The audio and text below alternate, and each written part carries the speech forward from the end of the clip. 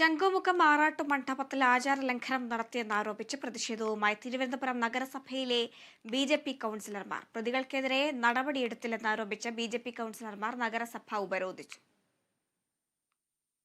കുടുംബശ്രീ ഫെസ്റ്റിന്റെ ഭാഗമായി ശംഖുമുഖം ആറാട്ട് മണ്ഡപത്തിൽ മത്സ്യമാംസാദികൾ പാചകം ചെയ്ത് വിതരണം നടത്തിയെന്നാണ് ആരോപണം. സംഭവവുമായി ബന്ധപ്പെട്ട ഉദ്യോഗസ്ഥർക്കെതിരെ നടപടിയെടുത്തില്ലെന്നാരോപിച്ചാണ് ബി.ജെ.പി. കൌൺസിലർമാർ നഗരസഭ ഉപരോധിച്ചത്. വിഷയം ചൂണ്ടിക്കാണിച്ച് നഗരസഭാധികൃതർക്കും പോലീസിനും പരാതി നൽകുമെന്നും പ്രതിപക്ഷം അറിയിച്ചു. ഇത് ആചാരങ്ങളെ ലംഘിക്കുവാൻ മനഃപൂർവ്വമായി കൊടുത്തിട്ടുള്ള ഒരു വസ്തുതയാണ്. ആ വസ്തുതയെ ഞങ്ങൾ ജനമധ്യത്തിൽ കൊണ്ടുവരുന്നു.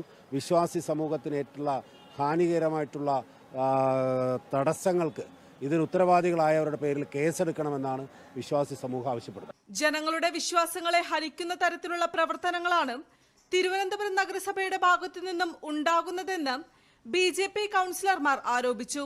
അതേസമയം പൊള്ളയായ വിഷയങ്ങളിൽ ബി.ജെ.പി. നിരന്തരം അനാവശ്യ വിവാദങ്ങൾ സൃഷ്ടിക്കുകയാണെന്ന് നഗരസഭാ അധികൃതർ അറിയിച്ചു. Kerala vision news, Thiruvananthapuram.